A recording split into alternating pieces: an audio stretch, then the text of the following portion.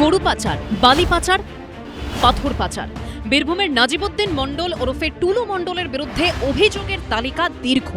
কিন্তু কিভাবে এসব করে তিনি হাজার হাজার কোটি টাকার সাম্রাজ্য তৈরি করেছিলেন? তদন্তকারীদের দাবি, সেই খোঁজ করতে গিয়ে উঠে এসেছে টুলু মণ্ডলের নিজস্ব ছাপাখানায় তৈরি নকল ডিসিআর বুকের কথা। এই নকল ডিসিআর এর ফলে রাজ্য সরকারের কোটি কোটি টাকা রাজস্ব ঘাটতি হতো, আর টুলু মণ্ডলের অ্যাকাউন্ট ফুলে ফেপে উঠত। এসবের সাক্ষী এই ব্যক্তি। ইনি টুলু মণ্ডলের সংস্থার কর্মী ছিলেন। যে ছাপাখানায় নকল ডিসিআর তৈরি হতো সেখানে কাজ করতেন। এই ডিসিআর যেটা, সেটা তো সরকার থেকে সাধারণত দেওয়া হয়, সরকার এলআরও থেকে ইস্যু করা হয়। তার বদলে এই ছাপাখানায় কি হতো? এই ছাপাখানায় এইগুলো ছাপিয়ে বাইরে নিয়ে চলে যেত, অরিজিনাল যেমন কালার সেইভাবে। তারপরে এখানে নাম্বারিং হতো, নাম্বার হয়ে ওটাই চলে যেত। আসল ডিসিআর যে বুক, যে ডিসিআর বুকের বদলে এইরকম নকল ডিসিআর বুক তৈরি হতো, তাই তো? নকলই হতো। কিভাবে নকল ডিসিআর এর মাধ্যমে রাজস্ব ফাঁকি দেওয়া হতো? নিয়ম অনুযায়ী রাজ্য সরকারের তরফে ডিসিআর বুক দেওয়া হতো। টুলু মণ্ডলের ছাপাখানায় তারই ডুপ্লিকেট কপি বানানো হতো। ধরা যাক, একটি লরিতে যদি 30 কুইন্টাল স্টোন চিপস থাকে, সেক্ষেত্রে কুইন্টাল পিছু 250 টাকা করে দেওয়ার কথা সরকারকে। অর্থাৎ 30 কুইন্টালের হিসেবে একটি লরিকে দিতে হবে 7,500 টাকা। কিন্তু এখানেই শুরু হতো সংখ্যার কারচুপি।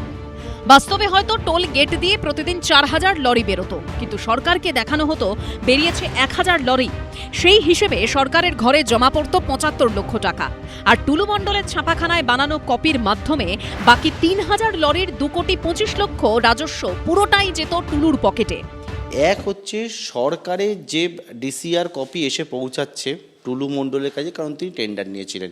সেইখানে দেখা যাচ্ছে যে সেই সরকারি ডিসিআর যেটা একেবারে খালি অবস্থাতেই পড়ে রয়েছে, কিন্তু সেই সরকারি ডিসিআরের বদলে একেবারে এই রকম যে নকল ডিসিআর, সেইটা তৈরি ছাপানোর পরে সেইটা কিন্তু দেওয়া হতো, এবং আসল যে ডিসিআর যেটা হচ্ছে সরকারের তরফ থেকে দেওয়া হচ্ছে, সেটা খালি অবস্থাতে ফাঁকা অবস্থাতেই পড়ে থাকতো। যার ফলে সরকারি আধিকারিকরা বুঝতেন যে সেই ক্ষেত্রে হচ্ছে কোনো রকমভাবে এই ডিসিআর থেকে কোনো রকম কাটা হয়নি। এর ফলে হচ্ছে সরকারি যে রাজস্ব, সেটা একটা বড় সড়ো ফাঁকি হতো, এবং এই বিষয়টাই কিন্তু উঠে এসছে বর্তমানে এখন তদন্তকারীদের কাছেও। একটা ডিসিআর গেটেই এই পরিমাণ দুর্নীতি হয়েছে বলে অভিযোগ। বীরভূমের 9টা ডিসিআর গেটের সবকটি প্রায় ছিল টুলুর অধীনে। সেখানে ডিসিআর কারচুপি, ওভারলোডিং সহ বিভিন্ন উপায়ে হাজার হাজার কোটি টাকা নয়ছয় হয়েছে বলে অভিযোগ। টুলু মণ্ডলের সংস্থার এই কর্মীর অভিযোগ, নকল ডিসিআর কর্মকাণ্ড নিয়ে মুখ খুললেই শুনতে হতো হুমকি। কখনো বলেননি যে এই কাজ তো বেআইনি হচ্ছে? সে তো বলেছিলাম, তবে হুমকি দিয়েছিল, গাজার কেস দিয়ে দেবো। বিধানসভা ভোটের ফলে রাজ্যে পালাবদল হতেই রাতারাতি ঝাঁপ পড়ে টুলুর ছাপাখানায়। ছাপাখানা তো না, যে মেশিন খুলে দিয়ে গোদাম ভরে দিয়েছে। কবে?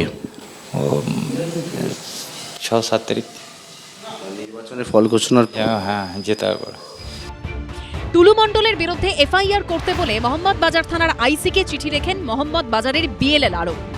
চিঠিতে অভিযোগ করা হয়, রাস্তার ধারে বিপুল পরিমাণে বালি মজুত করেছে নিজামউদ্দিন মণ্ডল ওরফে টুলু। কিন্তু প্রশাসনের অজান্তে কি দিনের পর দিন এমনটা সম্ভব? গত 15 বছরে এসব চলছিল কাদের মদতে? সেসব কি সামনে আসবে? সেটাই দেখার। পার্থপ্রতিম ঘোষের রিপোর্ট, এবিপি আনন্দ। এবিপি আনন্দ, এগিয়ে থাকে, এগিয়ে রাখে।